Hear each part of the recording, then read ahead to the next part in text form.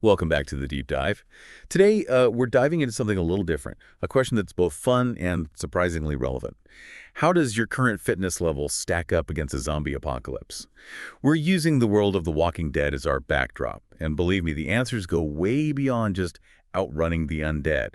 We've got research, survival guides, and even some psychology mixed in to help us understand what it would really take to survive. That's right. We'll be exploring the different demands a walker-infested world would place on you. We'll be looking at three basic fitness levels, sedentary, average, and athletic, as benchmarks to see how each would hold up. You might be surprised by what we uncover about how much your body could help or hinder you in a crisis. Okay, let's set the scene here. We're talking about The Walking Dead, a world where society has completely collapsed, and survival depends on a whole lot more than just luck. And one of the things our sources highlight right away is a pretty sobering statistic. Almost 40% of U.S. adults are obese, and many lead pretty sedentary lives. That's a huge chunk of the population who wouldn't exactly be in peak condition when the world goes sideways. It's a fascinating starting point, isn't it? Because it forces us to confront a very real vulnerability. How many of us are truly prepared for a situation that demands sudden, intense physical exertion? Right, it's like we've traded in our survival instincts for comfy couches and streaming services. So let's break down these fitness categories a bit more. We've got the sedentary group, which, if we're being honest, is probably a larger portion of the population than we'd like to admit. Unfortunately, yes. We're talking about people with little to no regular physical activity. These are the folks who might get winded climbing a flight of stairs, struggle with carrying groceries, and likely have underlying health conditions that wouldn't exactly thrive in a crisis. So basically, not the ideal starting point when you're suddenly facing a world overrun by flesh-eating monsters. Exactly. Then we have the average group. This probably describes a lot of us. We get some exercise here and there, but we're not exactly training for a marathon. We're more likely to be found walking the dog than running a 5K, right? But the sources we're looking at suggest that even this average fitness level might not be enough to guarantee survival in a walker-infested world. That's right. The average person can handle daily activities, but when it comes to sustained physical exertion, they might hit their limits pretty quickly. In fact, studies show that a surprisingly high percentage of people in this category can even run a full mile without stopping. Wow, that's a sobering thought. Makes you rethink that extra slice of pizza, doesn't it? But then we've got the top tier, the athletic group. These are the folks who are already in peak physical condition. Think of characters like Daryl, Dixon, or Michonne. They're strong, agile, and they seem to have endless reserves of stamina. They're the ones who are most likely to make it out alive. They make surviving a zombie apocalypse look almost easy. But here's where it gets interesting for me. We often see this athletic archetype in survival stories. But how much of that is Hollywood exaggeration? Our sources actually delved into some fascinating research on this. Right. What's fascinating is that the research actually supports the idea that physically fit people have a significant advantage in emergencies. Studies have shown that they react faster, move more efficiently, and even make better decisions under pressure. So it's not just about being stronger or faster. It's about having a heightened awareness and a better ability to think clearly when the adrenaline is pumping. That's a huge advantage in a life or death situation. Exactly. So let's start digging into specific survival skills. And I think the most obvious one is endurance. You've got to be able to outrun those relentless walkers, right? And it's not just about speed bursts. It's about maintaining a steady pace, possibly for hours. It's about stamina, not just sprinting, right? That's right. Think about Zombieland's famous rule #1, cardio. It's a joke, but it highlights a fundamental truth. You can't outrun a walker if you're gasping for air after a few blocks. And here's where those real-world fitness levels start to make a big difference, don't they? Our sedentary folks are probably in big trouble if they can't even make it to the corner store without needing a break. It's a harsh reality, but it's something the research backs up. Someone who's used to a sedentary lifestyle simply wouldn't have the cardiovascular capacity to keep up in a world where constant movement is key to survival. And even if they manage to escape a walker horde once or twice, could they keep it up day after day? It makes you wonder what kind of adaptations they'd have to make to even have a fighting chance. Exactly. Would they have to rely more on strategy, camouflage, or forming alliances with stronger survivors? Those are all fascinating questions that our sources actually touch on. It's like those survival shows where people have to adapt to extreme environments. Sometimes the person you least expect ends up being the most resourceful. Right. But even with ingenuity, there are certain physical limitations that will be hard to overcome. Remember Otis from season 2 of The Walking Dead? He was a tragic example of how a lack of endurance can be fatal. Oh man, poor Otis. He just couldn't keep up with the group. And, well, let's just say things didn't end well for him. It's a stark reminder that even in a fictional world, certain realities of human physiology can't be ignored. And when it comes to outrunning walkers, those who are already physically fit have a definite advantage. They've got a head start in the survival race, so to speak. But what about our average folks? They're not Olympians, but they're not couch potatoes either. Where do they fall on this endurance spectrum? They're the ones who have the most potential for adaptation, but also the most to lose if they don't rise to the challenge. It's like they're on the cusp. They could go either way, depending on how they respond to the pressure. Exactly. They might be able to manage short bursts of speed, but they'd likely struggle with prolonged exertion. Imagine having to outrun a horde of walkers for miles, with no guarantee of rest or safety. That's a whole different ballgame than jogging on a treadmill. It makes you realize that survival is not just about physical capability. It's about mental toughness as well. Absolutely. Yeah. And those two things are often intertwined. Someone who's used to pushing their physical limits might also have a stronger mental resilience, a willingness to keep going even when it's hard. So cardio is king in a zombie apocalypse. But it's not just about being able to outrun the walkers. It's about building up that mental and physical stamina that will allow you to endure day after day, challenge after challenge. Exactly. Because let's be honest, outrunning walkers is just the beginning. There are so many other physical demands in a world like The Walking Dead. Right. We haven't even touched on things like strength, agility, or combat skills. And what about just the day-to-day tasks of survival? Yeah. Hauling supplies, building shelter, clearing debris, all that requires some serious muscle. You're absolutely right. It's not just about evading walkers. It's about being able to physically interact with a world that's suddenly become a lot more difficult. And that's where strength and carrying capacity come into play. Yeah, think about those bug-out bags everyone talks about. Those things can weigh 30, 40, even 50 pounds or more. And you're supposed to be able to carry that while also running for your life. I'm already getting a backache just thinking about it. And that's just the gear. Add in food, water, weapons. You're talking about a significant amount of weight. It's like a constant weightlifting competition. Except the prize is staying alive. Exactly. And this is where our sedentary folks would really start to struggle. Someone who hasn't built up their muscle mass and strength would be at a significant disadvantage. It's not just about being able to swing a baseball bat. It's about being able to move heavy objects, barricade doors, clear paths, all those things that suddenly become life or death tasks. Absolutely. Even something as simple as holding a door shut against a horde of pushing walkers would require a surprising amount of upper body strength. And let's not forget about the mental aspect. If you're constantly struggling with physical tasks, that can wear down your morale, your confidence, and even your will to survive. That's a great point. It's about more than just muscle. It's about having the physical capacity to meet the demands of the environment without feeling completely depleted. So strength training suddenly becomes a lot more appealing when you expect. It could mean the difference between fending off a walker and becoming zombie chow. Right. And it's not just about brute force either. Think about wielding a weapon effectively. That requires precision, control, and the ability to generate force repeatedly. And let's not forget about the iconic weapons in The Walking Dead. Daryl's crossbow, Michonne's katana, those require a certain level of strength and skill to use effectively. Exactly. Those weapons aren't just props, they're extensions of the character's physical capabilities. And that brings us to our next category, mobility and agility. Okay, so we've got endurance and strength covered. Now it's time to talk about being able to navigate a world full of obstacles, tight spaces, and unexpected threats. Right. Think about Zombieland's rule, #7, limber up. Again, it's a joke, but it highlights the importance of flexibility and agility. In a world where you might need to climb, crawl, dodge, and basically become a master of improvisation. It's like a real-life obstacle course, except the obstacles are trying to eat you. Exactly. And this is where things get interesting for our different fitness levels. Someone who's athletic, who's used to moving their body in different ways, would have a definite advantage. They'd be the ones scaling walls, leaping over fences, squeezing through narrow openings. They'd be able to exploit their environment, use it to their advantage, and escape danger more effectively. But what about our average folks? They're probably not as nimble as a gymnast, but they're not completely immobile either. They're the ones who might surprise us. They might not be the fastest or the most graceful, but they could still find ways to adapt. Maybe they're better at problem solving, finding creative solutions. Mhm. or using their environment to their advantage. Exactly. But even with resourcefulness, there are limits. Imagine a situation where you need to quickly climb through a broken window to escape a horde of walkers. Could you do it? Would you even fit?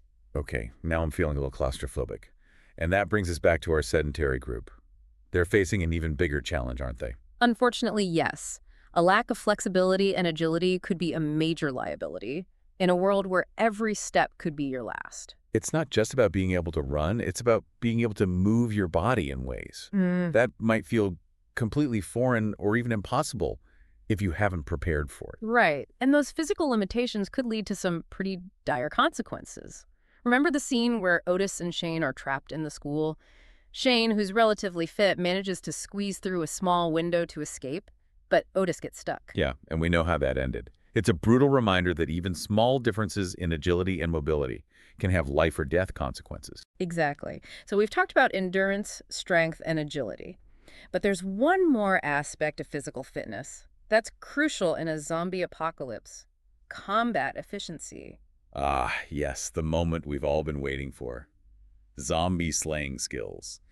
It's time to talk about what it would really take to fight off those relentless walkers. And it's not just about swinging a weapon and hoping for the best. There's a lot more to it than that. We need to consider both melee combat and ranged combat. Okay, so let's start with melee combat. We're talking about close quarters fighting, using weapons like bats, axes, knives, anything you can get your hands on to take down a walker. Right. And it's important to remember that killing a walker usually involves crushing the skull or severing the spinal cord, both of which require a significant amount of force. It's not like those zombie movies where you can just poke them in the eye and they'll go down. These are relentless creatures, and they keep coming until you completely neutralize them. Exactly. And that takes strength, stamina, and a certain level of ruthlessness. And let's be realistic. It's messy, it's brutal, and it's probably a lot more physically demanding than most people realize. You're absolutely right. You're swinging a heavy weapon, you're dodging attacks, you're possibly wrestling with a walker that's trying to bite you. It's a full body workout, and it can be incredibly taxing. So where do our different fitness levels come into play here? Well, let's start with our athletic individuals. They'd have a clear advantage in terms of strength, endurance, and agility. They'd be able to deliver more powerful blows, maintain their fighting pace for longer, and avoid being bitten or scratched. They'd be the ones taking down multiple walkers, clearing a path for others, and generally being the zombie-slaying badasses we all wish we could be. Exactly. Think about Michonne with her katana. She makes it look effortless, doesn't she? But that's because she's incredibly skilled and physically fit. She's trained her body to move with precision and power, and she has the stamina to keep fighting even when she's exhausted. But what about our average folks? They're probably not going to be dispatching walkers with the same grace and efficiency as Michonne. But could they at least hold their own in a fight? They definitely have a better chance than someone who's completely sedentary, but it wouldn't be easy. They might be able to take down a single walker, but they'd likely tire quickly, and they'd be more vulnerable to mistakes or lapses in judgment. And in a zombie fight, even a small mistake can have fatal consequences. Absolutely. But what about our sedentary folks? What kind of challenges would they face in melee combat? Well, honestly, I'm not sure they'd stand much of a chance. They'd lack the strength to deliver a killing blow, they'd tire out quickly, Yeah. and they'd be incredibly vulnerable to bites and scratches. It's a grim reality, but it's important to acknowledge. We can't sugarcoat the fact that in a world like The Walking Dead, physical fitness can mean the difference between life and death. So melee combat is a big checkmark in the athletic column, maybe for the average folks, and a big fat no for the sedentary group. Pretty much sums it up. But let's move on to ranged combat. Okay, so now we're talking about guns, bows and arrows, crossbows. Anything that allows you to take down walkers from a distance. Surely you don't need to be a bodybuilder to pull a trigger, right? That's a common misconception. While ranged combat might seem less physically demanding than melee combat, there's still a significant physical component. So it's not just about pointing and shooting. Not at all. Think about the recoil from a gun, especially a powerful one. If you're not strong enough to control that recoil, you're going to miss your target, waste precious ammunition, and possibly injure yourself. And in a world where ammo is scarce, every shot counts. You don't want to be spraying and praying. You need to be accurate and efficient. Exactly, and that requires upper body strength, stability, Yeah. and the ability to maintain a steady aim, even when you're under pressure. And what about weapons like bows and arrows or crossbows? Those require a different kind of strength, don't they? Absolutely. Think about Daryl's crossbow in The Walking Dead. It takes a surprising amount of upper body strength to draw that thing back and hold it steady. I can barely lift a bag of groceries, let alone a crossbow. So even in ranged combat, fitness plays a crucial role. Yeah. But how would our different fitness levels fare in this category? Well, our athletic folks would still have an advantage, but it wouldn't be as pronounced as in melee combat. They'd be able to handle heavier weapons, maintain a steadier aim, and recover more quickly from the physical exertion of firing a weapon. And they'd probably be better shots too, right? I mean, if you're not struggling to hold the weapon steady, you're more likely to hit your target. Exactly. But our average folks could still hold their own in ranged combat, especially if they're using lighter weapons or if they've had some training. And let's not forget that practice makes perfect. Even someone who's not naturally strong or athletic can improve their marksmanship with practice and dedication. Absolutely. But what about our sedentary group? Would they be able to handle ranged combat? Well, they definitely face challenges. They might struggle with the weight of the weapon. They might not have the strength to control the recoil. And they might tire out quickly from the exertion. And they'd be more vulnerable to injuries, both from the weapon itself and from the physical demands of combat. So it sounds like even in ranged combat, fitness is a major factor in determining your chances of success. Exactly. And it's not just about physical strength or marksmanship. It's also about mental focus, situational awareness, and the ability to make quick, accurate decisions under pressure. It's about being able to stay calm, assess the threat, and choose the right weapon and the right strategy for the situation. Exactly. And those are all qualities that are enhanced by physical and mental fitness. You know, it's interesting to think about how fitness might impact not just your physical ability to fight, but also your mental preparedness. After all, facing down a walker, even with a gun, takes a certain amount of guts. That's a really good point. It's easy to forget about the mental and emotional aspects of survival. You could be the strongest person in the world. But if you panic or freeze up in a moment of danger, that strength won't do you much good. Right. Our sources actually touch on this connection between fitness and mental resilience. And there's some pretty compelling research to back it up. Apparently, regular exercise can actually change your brain chemistry, making you better able to cope with stress and anxiety. So it's like training your brain to be tougher, just like you train your muscles to be stronger. Exactly. Think about it this way. When you push yourself physically, you learn to tolerate discomfort, to overcome challenges, and to persevere even when you want to quit. And those are all qualities that would be essential in a zombie apocalypse. It's about building up that mental grit.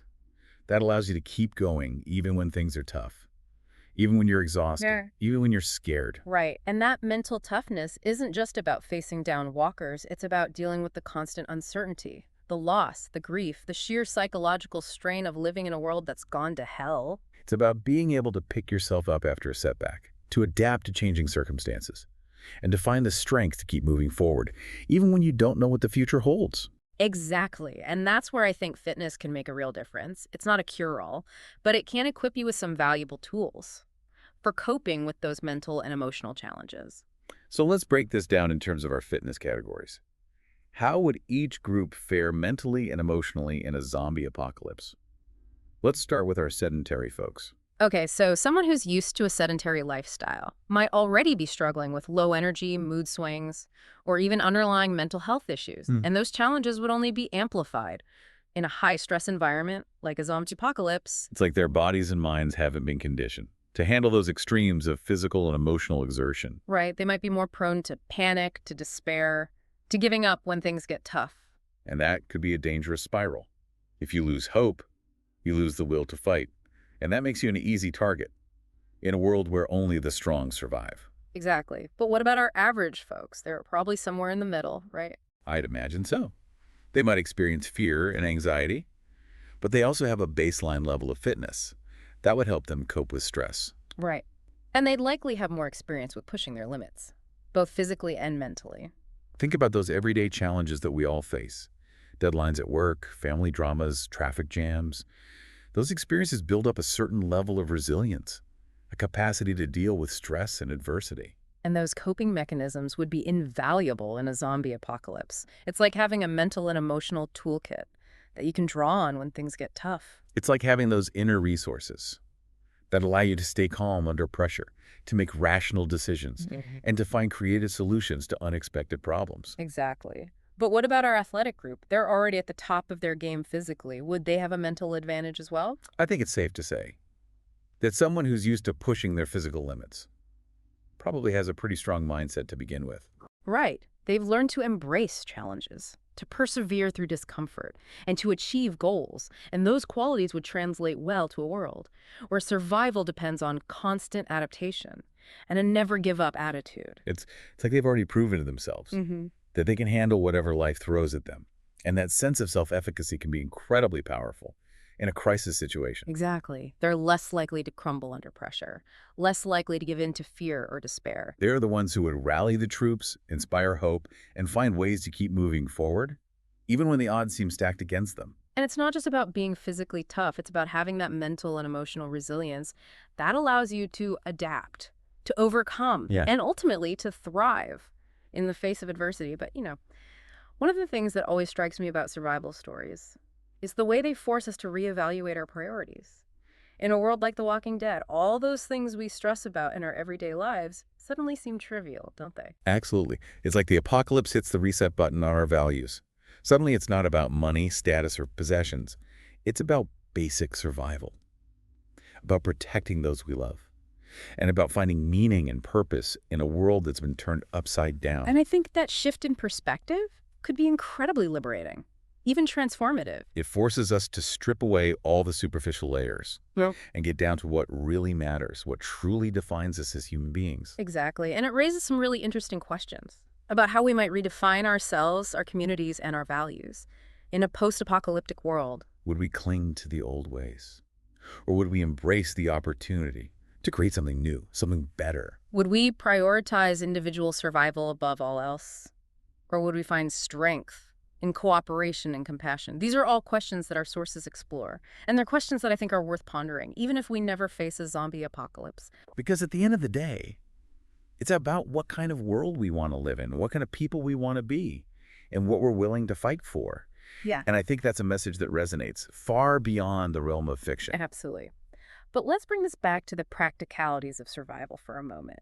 We've talked about the individual benefits of fitness, but how might these different fitness levels play out on a larger scale? Okay, so we're zooming out from the individual to the community. We're talking about how fitness might affect the dynamics of groups, the ability to rebuild, to create some semblance of order in a chaotic world. Exactly. Because in a zombie apocalypse, it's not just about every man for himself. Survival depends on cooperation, on shared resources, on a collective effort to rebuild and protect what's left of civilization. And that's where things get really interesting, don't they? Because suddenly we're not just talking about individual strengths and weaknesses. We're talking about the overall fitness level of a community. Right. And how that might impact its chances of survival. Right. Imagine two groups of survivors. One group is predominantly fit, active, resourceful. They're the ones who are used to pushing their limits, working together, and achieving goals. The other group is predominantly sedentary, out of shape, and perhaps less accustomed to dealing with adversity. Which group do you think would have a better chance of building a sustainable community? Well, based on everything we've discussed, Yeah. it seems pretty clear that the fit group would have a significant advantage. They'd be better equipped to handle the physical demands of rebuilding, they'd be more resilient to disease and injury, and they'd likely have a stronger sense of community and shared purpose. Exactly. They'd be able to create a more secure environment, gather resources more effectively, and defend their territory more successfully. They'd be a force to be reckoned with, both individually and collectively. But what about the less fit group? Would they be doomed from the start? Not necessarily. Human beings are incredibly adaptable. And we've seen throughout history that even the most disadvantaged groups can find ways to survive and thrive. But they would face significant challenges. They might struggle to keep up with the demands of rebuilding. They might be more vulnerable to illness and injury, and they might lack the cohesive social structure that would allow them to function effectively as a group. Right, and those challenges could lead to internal conflicts, power struggles, and a breakdown of trust and cooperation. And in a world where survival depends on unity and collective action, those internal divisions could be fatal. Exactly. It's a reminder that fitness is not just a personal matter, It's a social matter as well. It's about building strong communities, not just strong individuals. And it's about recognizing that we're all interconnected, that our choices and actions impact those around us, and that our collective well-being depends on our willingness to support and uplift each other. That's a powerful message. It's like saying, we're all in this together, and we're stronger when we work together, regardless of our individual fitness levels. Yeah. But let's shift our focus back to the world of The Walking Dead for a moment. We've talked about fitness in a general sense, but I'm curious to explore some specific examples from the show. Are there any particular characters or storylines that illustrate the points we've been discussing? Absolutely. The Walking Dead is full of examples that highlight the advantages and disadvantages of different fitness levels and how those differences play out in terms of survival, leadership, and community dynamics. Okay, give me some examples. I'm all ears. Well, let's start with one of the most obvious examples, Daryl Dixon. He's the epitome of the fit, resourceful survivor. He's strong, agile, skilled with weapons, incredibly resilient. And those qualities have allowed him to not only survive, but thrive in a world overrun by walkers. He's like the ultimate post-apocalyptic badass. He can track, hunt, fight, Right. and even ride a motorcycle like a pro. He's basically a one-man survival machine. Exactly. And his physical fitness is a key part of his success. He's able to cover vast distances on foot, carry heavy loads, and engage in prolonged combat without tiring. He's also incredibly adaptable and quick-thinking, which allows him to improvise and overcome obstacles that would stump less resourceful survivors. He's the guy you want on your team when the world goes to hell. But he's also a bit of an anomaly, isn't he? Not everyone can be Daryl Dixon. Of course not. He's an archetype, a symbol of the ultimate survivor.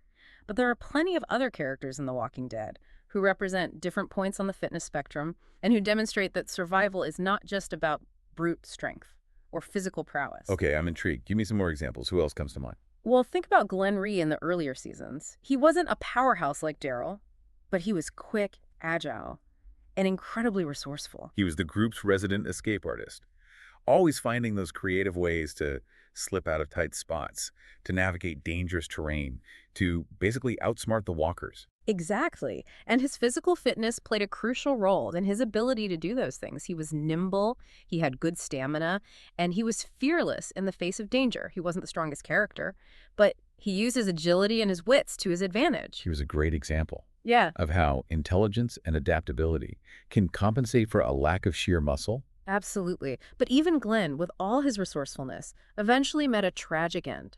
And that's a reminder that in this world, even the fittest, most capable individuals are not immune to danger. It's a sobering thought, but it also highlights the importance of community, of working together, and of recognizing that survival is rarely a solo endeavor. Right. And that brings us to another interesting character, Eugene Porter. He starts out as a self-proclaimed coward with limited physical abilities, but he finds ways to contribute to the group, using his intelligence, his scientific knowledge, and his knack for problem solving. He's the brains of the operation, the one who can figure things out, come up with creative solutions, and basically keep the group one step ahead of the walkers. Exactly. And he's a great example of how even those who might seem ill-suited for a zombie apocalypse can find ways to survive and thrive. He's a reminder that survival is not just about physical strength. It's about mental agility, adaptability, and the willingness to learn and grow. Right. And it's about recognizing that every individual, regardless of their fitness level, has something valuable to offer. But let's flip the script for a moment and talk about the characters who serve as cautionary tales, the ones who illustrate the dangers of being unfit or unprepared in a zombie apocalypse. Okay, now we're getting to the heart of the matter. Who are those characters that make us cringe, that remind us of what we don't want to be when the world goes to hell? Well, one of the most memorable examples is Otis from season 2. He was overweight, out of shape, and struggled to keep up with the group during his supply run. Yeah, poor Otis. His lack of fitness ultimately cost him his life. He just couldn't keep up with the demands of survival, and he became a liability for the group. It's a tragic scene, and it really drives home the point that in a zombie apocalypse, there's no time for procrastination or complacency. You have to be prepared, both physically and mentally, to face the challenges head on. It's a harsh reality, but it's the reality of the world they're living in, and it highlights the importance of taking personal responsibility for your own survival. Yeah. And not becoming a burden on others. Exactly. And it's not just about avoiding becoming a victim. It's about becoming an asset, about contributing to the collective good, and increasing the chances of survival for everyone. So it's not just about self-preservation. It's about community, about shared responsibility, about working together to overcome adversity. Absolutely. And that brings us to another crucial element of survival, decision-making. Because it's one thing to be physically fit and capable, but it's another thing altogether to make smart choices under pressure, especially when you're facing constant danger and uncertainty. That's a great point. It's like having all the right tools, but not knowing how to use them effectively. How do you think fitness would affect a person's ability to make sound decisions in a zombie apocalypse? Well, there's a fascinating connection between physical fitness and cognitive function. Studies have shown that exercise can improve blood flow to the brain, enhance memory and attention, and even boost creativity and problem-solving skills. So it's like working out your brain along with your body. Exactly. And in a zombie apocalypse, those enhanced cognitive abilities could be the difference between life and death. Think about a situation where a group of survivors needs to make a quick decision about which route to take or how to deal with a sudden threat. Okay, I'm picturing the scene. The tension is high, the stakes are even higher, and they need to come up with a plan fast. How would fitness play into this? Well, an individual who's physically fit is likely to be more alert, more focused, and less prone to panic or confusion. They've trained their minds and bodies to handle stress, so they're better equipped to think clearly and make rational decisions under pressure. It's like they have a mental advantage, a sharper edge that allows them to process information more quickly and accurately. Precisely. They're less likely to freeze up or make impulsive decisions based on fear or emotion. They're able to stay calm, assess the situation, and come up with a plan. That's based on logic and strategy. But what about those who aren't as physically fit? Would they be at a disadvantage in this kind of scenario? Well, based on what we've discussed, it seems likely that they'd be more susceptible to stress, fatigue, and mental fog. Those factors could easily cloud their judgment and lead to poor decision-making. Exactly. They might panic. They might hesitate. Or they might simply make a mistake. That could have dire consequences. And in a zombie apocalypse, even a small mistake can be fatal. It's a reminder that survival is not just about physical strength or agility. It's also about mental clarity, emotional control, and the ability to think strategically under pressure. Absolutely. And those qualities are often enhanced by physical fitness. It's like a virtuous cycle where taking care of your body can actually make you smarter, more adaptable, and better equipped to handle the challenges of a post-apocalyptic world. But let's take this a step further. We've talked about individual decision-making, but what about leadership? In the zombie apocalypse, people would need strong leaders to guide them, to make tough choices, and to inspire hope and confidence in the face of adversity. How do you think fitness would play into the dynamics of leadership? That's a fascinating question, because leadership is not just about barking orders or making pronouncements. It's about earning respect, inspiring trust, and motivating others to follow your lead. How would fitness affect those dynamics? Well, there's an undeniable connection between physical presence and perceived leadership qualities. We tend to associate strength, vitality, and physical competence with leadership. It's like we instinctively gravitate towards those who appear strong and capable, especially in a crisis situation. Exactly. And those perceptions can be amplified in a zombie apocalypse, where survival often depends on physical strength, endurance, and the ability to defend yourself and others. So someone who's physically fit might naturally command more respect and authority within a group, Yeah. even if they don't explicitly seek out a leadership role. Precisely. And that's not just about muscle mass or athletic ability. It's about the image they project, confidence, resilience, and the ability to handle whatever challenges come their way. It's like their physical fitness becomes a symbol of their overall competence and leadership potential. Exactly. And that symbolism can be incredibly powerful in a world where people are desperately seeking guidance, protection, and a sense of hope for the future. But does that mean that someone who's not physically imposing or athletic can't be an effective leader in a zombie apocalypse? That's a great question, because leadership comes in many forms, and it's not always about physical dominance. What other qualities would be important for a leader in this kind of world? Well, think about the characters in The Walking Dead who have emerged as leaders, even if they weren't the most physically imposing individuals. People like Rick Grimes, Herschel Green, and even Deanna Monroe in the Alexandria community. They commanded respect and inspired loyalty through their wisdom, their compassion, their strategic thinking, and their unwavering belief in the importance of community and cooperation. They were the voices of reason, the moral compasses, the ones who reminded everyone what they were fighting for, even when things seemed hopeless. Exactly. And those qualities are just as important as physical strength or combat skills, if not more so.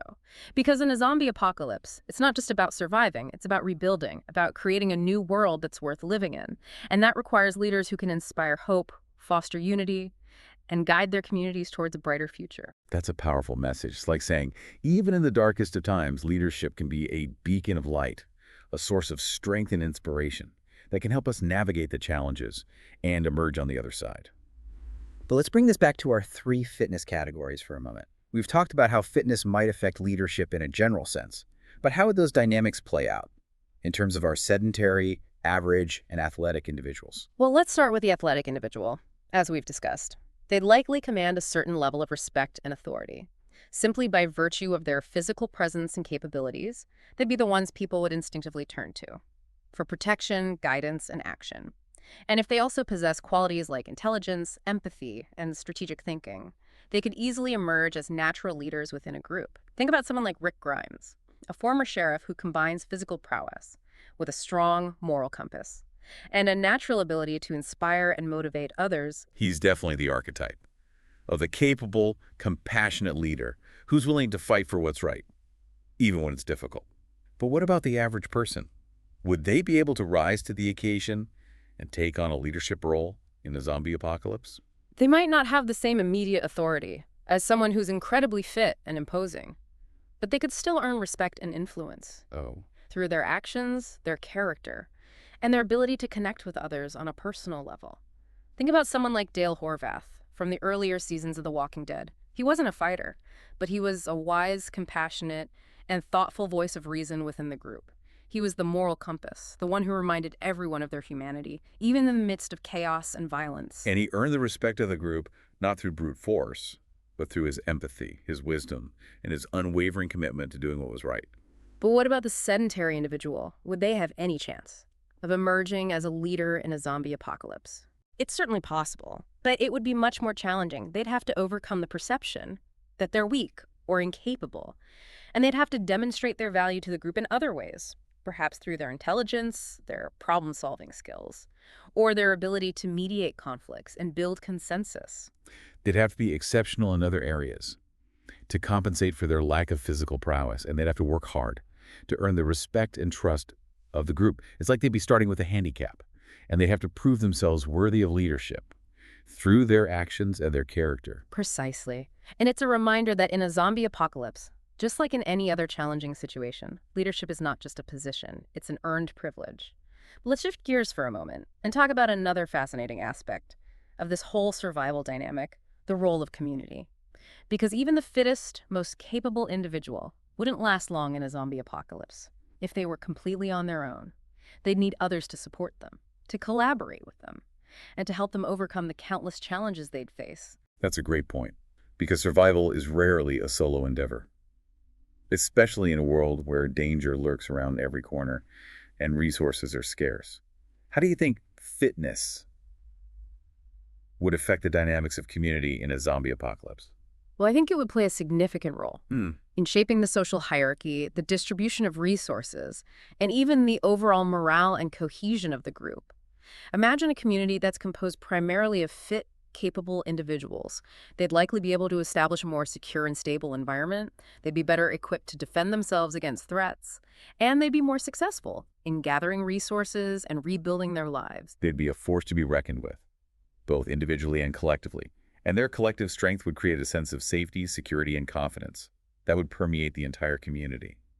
But what about a community that's predominantly sedentary or unfit? How do you think they'd fare? Well, based on everything we've discussed, they'd face significant challenges. They'd be more vulnerable to attacks, less able to secure resources, and more likely to experience illness, injury, and despair. Their collective weakness could become a self-fulfilling prophecy, leading to a downward spiral of fear, scarcity, and social unrest.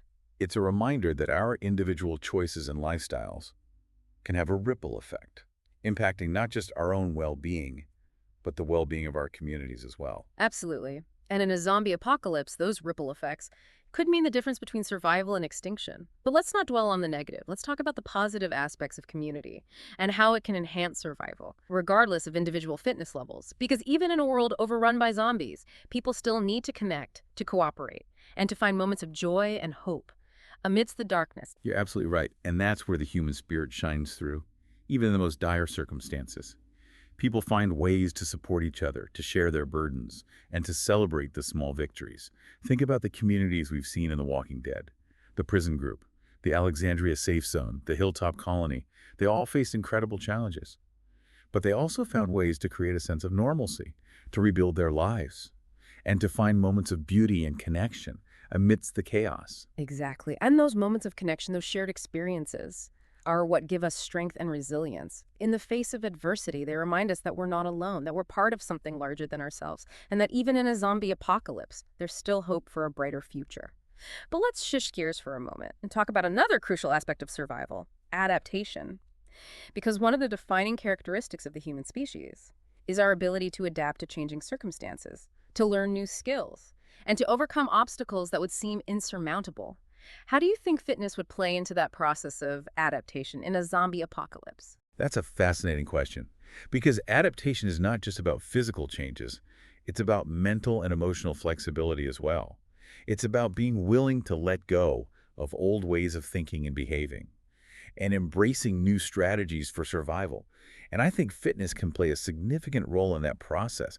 Imagine someone who's used to a sedentary lifestyle, suddenly thrust into a world where they have to be constantly on the move, scavenging for food, and defending themselves against threats. That would be a huge shock to their system, both physically and mentally. Exactly. But if they're willing to adapt, to push their limits, to embrace the challenges as opportunities for growth, they can actually become stronger, more resilient, and more capable than they ever thought possible. It's like that saying, what doesn't kill you makes you stronger. Precisely.